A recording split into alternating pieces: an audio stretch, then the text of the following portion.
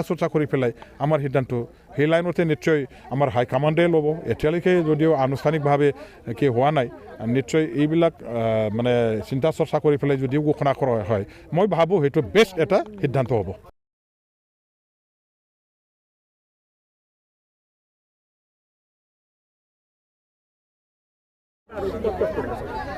মই টোটেল 4টা নতুনকৈ ৰাস্তা নিৰ্মাণ কৰিবৰ কাৰণে আজি বেলেগ বেলেগ জাগাত আধাৰশিলা স্থাপন কৰিছোঁ। প্ৰথম মই খৰচাখাতিৰ পৰা আটিয়াবাৰীলৈকে যোৱা 2 কিলোমিটাৰ 300 মিটাৰ যিটো ৰাস্তা, ইয়াৰ আধাৰশিলা স্থাপন কৰিলোঁ। এইটো মুখ্যমন্ত্ৰী পকীপথ নিৰ্মাণ আঁচনিৰ। তাৰপিছত দ্বিতীয় মই জদলাইগাঁও, আমাৰ জদলাইগাঁৱৰ পৰা জয়মালৈকে মডেল স্কুল য'ত আছে তালৈকে যোৱা যিটো ৰাস্তা, তাৰো মানে খুব বেয়া আছিলে অৱস্থাটো। ইয়াৰো নিৰ্মাণ কৰিবৰ কাৰণে RIDFৰ পৰা চেংচন পালোঁ, সেইটো আজি আধাৰশিলা স্থাপন কৰা হ'ল। নেক্সটত থাৰ্ডত গুৰুপেলা বজাৰৰ পৰা নেশ্যনেল হাইৱেলৈকে যোৱা যিটো ৰাস্তা, সেইটো খুব বেয়া আছিলে আৰু বজাৰত অহা যোৱা কৰিবৰ কাৰণে ব্যৱসায়ীবিলাকে, আমাৰ গ্ৰাহকবিলাকে বহুত অসুবিধা পাইছিলে।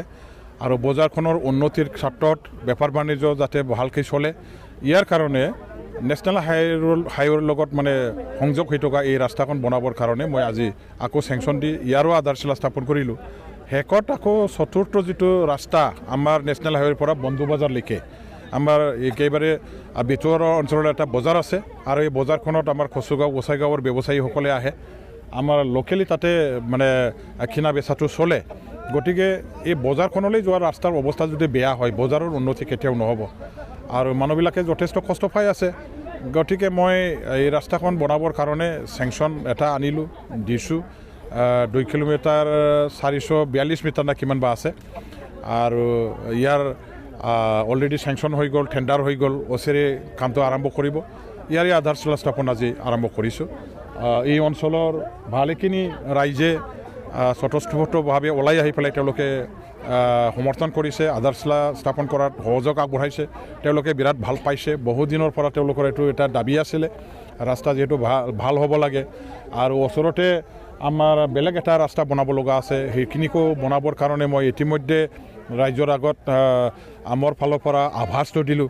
অসম চৰকাৰৰ ফালৰ পৰা যিখিনি বাজেট এতিয়া প্লেচ কৰিব, এই বাজেটত ৰাস্তা আৰু দলং বনাবৰ কাৰণে যিমানখিনি টকা ধাৰ্য কৰা হ'ব, ইয়াৰ পৰাই আমাৰ মুখ্যমন্ত্ৰী ডাঙৰীয়াদেৱক অনুৰোধ কৰি আবেদন কৰি আনিবৰ কাৰণে মই ব্যৱস্থা কৰিম। আৰু যিখিনি মোৰ সমষ্টিত উন্নয়নৰ মই কাম কৰিছোঁ, ৰাস্তা বনাবৰ কাৰণে, দলং বনাবৰ কাৰণে আৰু স্বাস্থ্যৰ মানে কি কয় দিশত যিবিলাক কাম কৰিব লগা আছে, গোটেইখিনি মই অসমৰ মাননীয় মুখ্যমন্ত্ৰী ডক্টৰ হেমন্ত বিশ্ব শৰ্মা ডাঙৰীয়াদেৱৰ মানে আশীৰ্বাদ, কৃপা আৰু তেখেতৰ সহযোগত মই এইখিনি কামবিলাক আনিব পাৰিছোঁ, কৰিব পাৰিছোঁ। আৰু আগলৈও তেখেতৰ ফালৰ পৰা এইখিনি আশীৰ্বাদ, সমৰ্থন, মোৰ প্ৰতি কৃপা দৃষ্টি সদায় থাকিব, এইটো মই আশা ৰাখিছোঁ। আৰু সমষ্টিবাসী ৰাইজৰ হৈ কাম কৰাটো মোৰ এটাই মাত্ৰ এজেণ্ডা, উন্নয়ন হ'ব লাগে, ৰাইজে কষ্টৰ পৰা পৰিত্ৰাণ পাব লাগে আৰু ৰাইজে সদায় নিজৰ অভাৱ অভিযোগবিলাক আমাৰ থ্ৰুৱেদি পূৰণ কৰিব পাৰিব লাগিব। এইখিনি পূৰণ কৰাৰ দায়িত্ব মই এজন বিধায়ক হিচাপে যিমান পাৰোঁ চেষ্টা কৰি আছোঁ, কাম কৰি আছোঁ। আপোনালোকৰ চবৰে আশীৰ্বাদত, ৰাইজৰ সহযোগত ভালেখিনি সফল হৈছে আৰু এই সফলতাটো লাভ কৰিবৰ কাৰণে আমাৰ অসমৰ মুখ্যমন্ত্ৰী ডাঙৰীয়াদেৱৰ সমৰ্থন মোক মানে প্ৰয়োজন আৰু তেখেতৰ কৃপা দৃষ্টি মোৰ সমষ্টিৰ প্ৰতি সদায় যাতে থাকে, ইয়াৰ কাৰণে মই আহ্বান কৰিছোঁ। এই কথাটো মই অসমৰ মুখ্যমন্ত্ৰী ডাঙৰীয়াদেৱৰ কথা পাতি ল'ম। এতিয়া ঘটনাটো হ'ল যে মানে শিক্ষা বিভাগটো হ'ল BTCৰ হাতত মানে অৰ্পণ কৰা এটা ডিপাৰ্টমেণ্ট আৰু এই হাইস্কুলবিলাকৰ হেড টিচাৰবিলাকৰ যে পষ্ট খালী হৈ আছে, অকল হেড টিচাৰৰ নহয়, ভালেখিনি টিচাৰ নথকা LP school, ME school, high school আছে, য'ত নেকি একেবাৰে ভালেখিনি টিচাৰবিলাকক এপইণ্টমেণ্ট দিয়াৰ প্ৰয়োজন আছে। সেইবিলাক আজিলৈকে পূৰণ নকৰাৰ কাৰণে ছাত্ৰ ছাত্ৰীসকলে যথেষ্ট কষ্ট পাই আছে। স্কুলবিলাক চলোৱাটো যথেষ্ট আমাৰ মানে কষ্ট পাই আছে আৰু উচিত গুণগত যিটো শিক্ষা আজি ছাত্ৰ ছাত্ৰীসকলে লাভ কৰাৰ পৰা বঞ্চিত হৈ আছে। এইবিলাক আজি আমাৰ ট্ৰেন্সফাৰ হোৱা ছাবজেক্ট হিচাপে BTC গভৰ্ণমেণ্টৰ ফালৰ পৰা তেওঁলোকে যত্ন ল'ব লাগিছিল, তেখেতসকলে মানে তদবিত ল'ব লাগিছিল আৰু অসম চৰকাৰৰ লগত গভৰ্ণমেণ্ট টু গভৰ্ণমেণ্ট শিক্ষা বিভাগৰ মন্ত্ৰী মুখ্যমন্ত্ৰী ডাঙৰীয়াৰ লগত এই সমস্যাটো সমাধান কৰিবৰ কাৰণে পদক্ষেপ ল'ব লাগিছিলে, তেওঁলোকে দায়িত্ব ল'ব লাগিছিলে। মই নাজানো তেখেতসকলে আজিলৈকে লৈছেনে নাই, কিন্তু আজিলৈকে যিহেতু পূৰণ হোৱা নাই, এইবিলাক সমস্যা হৈয়ে থাকি গ'ল। গতিকে তেখেতসকলৰ ফালৰ পৰা ক'তবা নহয় ক'তবা নিশ্চয় PTC গভৰ্ণমেণ্টৰ ফালৰ পৰা ক'তবা নহয় ক'তবা লেখনাটো থাকি গৈছে, হয়তো গাফিলতি হৈছে, নহ'লে তেখেতসকলে ক'লেও অসম চৰকাৰে হয়তো গুৰুত্ব আৰোপ কৰা নাই, ভালকৈ বুজাব পৰা নাই, সিমান কৰাব পৰা নাই। গতিকে আজিৰ তাৰিখলৈকে এইবিলাক আমি দুখ বেদনাটো ভোগ কৰিব লগা হৈ আছে। আৰু সেই কথাটো মোৰ ফালৰ পৰা মই যিমান পাৰোঁ চৰকাৰৰ দৃষ্টিগোচৰ কৰিবৰ কাৰণে মই মুখ্যমন্ত্ৰী ডাঙৰীয়াৰ লগতে হওক বা শিক্ষামন্ত্ৰী ডাঙৰীয়াৰ লগতে হওক আলোচনা কৰি পেলাই সমস্যাবিলাক তেখেতসকলক অৱগত কৰিবলৈ চেষ্টা কৰিম আৰু দাবী দাৱা তেওঁলোকৰ ওপৰত উত্থাপন কৰিবৰ কাৰণে মই যত্ন ল'ম। এতিয়া ঘটনাটো হ'ল যে অসম চৰকাৰৰ যিটো আইন সেই আইনটো ঠিকেই আছে, কিন্তু শিক্ষকসকলে নিজৰ মানে ইচ্ছামতে আজি টিউশ্যন দিবৰ কাৰণে ওলাই গৈছে তেনেকুৱা নহয়। আমাৰ ছাত্ৰ ছাত্ৰীসকলেও বিচাৰি গৈ তেখেতসকলক টিউশ্যন মাষ্টাৰ হিচাপে ধৰে। কিছুমান ছাত্ৰ ছাত্ৰীসকল আছে যিবিলাকে ক্লাছত মানে যিমানখিনি জানিব লাগে শিকিব লাগে এইখিনি শিকিব নোৱাৰে বা জানিব নোৱাৰে। ইয়াৰ কাৰণে আধৰুৱা তেওঁলোকৰ জানাটো সম্পূৰ্ণ কৰিবৰ কাৰণে ছেপাৰেটলি তেনেকুৱা ধৰণৰ কাকবাৰ টিউশ্যন ধৰি পেলাই ভালকৈ শিকিবৰ কাৰণে বিষয়ৰ ওপৰত ভালকৈ জানিবৰ কাৰণে চেষ্টা চলায়। আৰু সেইটোকে পূৰণ কৰিবৰ কাৰণে ছাত্ৰ ছাত্ৰীসকলেও অভিভাৱকসকলেও মাষ্টাৰবিলাকক লগ ধৰি পেলাই টিউশ্যনৰ কাৰণে আলাপ আলোচনা কৰে, বুজা পৰাৰ মাধ্যমেদি কৰে। আৰু আইনটো পাছ কৰিলেও এতিয়া মানে ভিতৰুৱাভাৱে এইবিলাক হয়তোবা প্ৰক্ৰিয়াটো চলি থাকিব যেন মোৰ অনুভৱ হয়।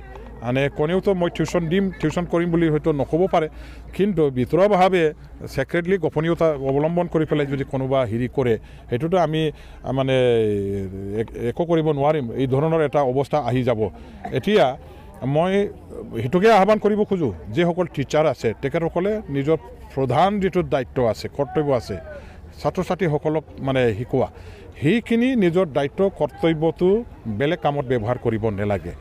তেওঁলোকে শ্ৰেণীকোঠাত মানে সময়মতে যাব লাগিব আৰু সময়মতে যেতিয়ালৈকে হ'ব তেতিয়ালৈকে শেষলৈকে থাকিব লাগিব। নিজৰ বিভাগ নিজৰ বিষয়টো ছাত্ৰ ছাত্ৰীসকলক ভালকৈ খোলা মনেৰে মুকলি মনেৰে নিজৰ সৰ্বোচ্চ জ্ঞান ছাত্ৰ ছাত্ৰীসকলক দি পেলাই শিকাব লাগিব। এইখিনি নকৰি পেলাই যদি শ্ৰেণীকোঠাত তেওঁলোকে যদি অনুপস্থিত হৈ থাকে বা মানে উচিত জ্ঞানটো দিয়াৰ পৰা বিৰত থাকে, তেতিয়াহ'লে সেইটো মাষ্টৰ হিচাপে ছাত্ৰ ছাত্ৰীক মানে ধ্বংস কৰাৰ বাহিৰে বেলেগ একো নহ'ব আৰু এইটো ডাঙৰ এটা অপৰাধ আৰু অভিশাপৰ কামৰ বাহিৰে বেলেগ একো নহ'ব। গতিকে মই শিক্ষাগুৰুসকলক আহ্বান কৰিব খোজোঁ, তেখেতসকলে যাতে আমাৰ ছাত্ৰ ছাত্ৰীসকলৰ গুণগত শিক্ষা দিয়াৰ কাৰণে যিখিনি নিয়মীয়াকৈ পাঠদান দিব লাগে কৰিব লাগে সেইখিনি যাতে পালন কৰে। শিক্ষাগুৰুৰ দায়িত্ব কৰ্তব্য যাতে নিষ্ঠা সহকাৰে পালন কৰে, কোনো প্ৰকাৰে গাফিলতি নকৰে, কোনো প্ৰকাৰে যাতে নিজৰ দায়িত্বৰ পৰা উপস্থিত থকাৰ পৰা যাতে বিৰত নাথাকে। চাওক, আমি দলে আমাৰ গ্ৰাছৰুট লেভেলৰ কৰ্মী যিসকল আছে, এই মানে প্ৰাইমাৰী ব্লক কমিটি জিলা কমিটি তেখেতসকলে কোনটো বিচাৰিছে, কাক বিচাৰিছে, আকৌ আমাৰ BPFৰ যিবিলাক এতিয়া চেলবিলাক আছে, চেল কমিটি যিবিলাক আছে, ছিষ্টাৰ অৰ্গেনাইজেশ্যন যিবিলাক আছে, তেখেতসকলে মানে কাক বিচাৰিছে যাৰ দ্বাৰা সমষ্টিটো আমি হাতত ল'ব পৰা যায়। এইবিলাক চিন্তা চৰ্চা কৰি পেলাই আৰু বিভিন্ন জাতি জনগোষ্ঠীৰ ভোটদাতাৰ ৰাইজৰ যিটো চেণ্টিমেণ্ট তেওঁলোকৰ মানে বিবেকে কি কয় সেইবিলাক অধ্যয়ন কৰি গভীৰভাৱে আমি চিন্তা চৰ্চা কৰিহে আমাৰ কেণ্ডিডেটবিলাকক বাছনি কৰা হয়।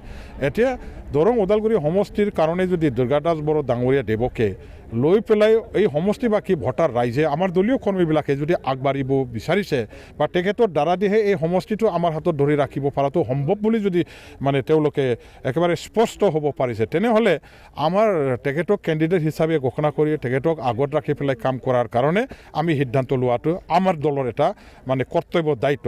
এই হিচাপে আজিৰ দিনটোত দুৰ্গাদাস বড়ো ডাঙৰীয়া দেৱী এজন মানে ছিনিয়ৰ মষ্ট আমাৰ BPF দলৰ MLA হয় আৰু তেখেতে AGPৰ আমোলত মন্ত্ৰীও আছিলে আৰু বহু ৰাজনীতিৰ জ্ঞান তেখেতৰ বিশাল আছে আৰু বিশাল জ্ঞানটো তেখেতৰ আছে আৰু তেনেহেন এজন নেতা, তেনেহেন এজন অভিজ্ঞ ব্যক্তি এজনক ৰাজনীতিবিদক কেণ্ডিডেট হিচাপে আমি হাতত লৈ আগুৱাই গৈ কাম কৰাটো আমাৰ কাৰণে দলৰ কাৰণে লাভজনক হ'ব আৰু সেইটোকে চিন্তা চৰ্চা কৰি পেলাই আমাৰ সিদ্ধান্ত সেই লাইনতে নিশ্চয় আমাৰ হাইকমাণ্ডে ল'ব। এতিয়ালৈকে যদিও আনুষ্ঠানিকভাৱে হোৱা নাই, নিশ্চয় এইবিলাক মানে চিন্তা চৰ্চা কৰি পেলাই যদিও ঘোষণা কৰা হয়, মই ভাবোঁ সেইটো বেষ্ট এটা সিদ্ধান্ত হ'ব।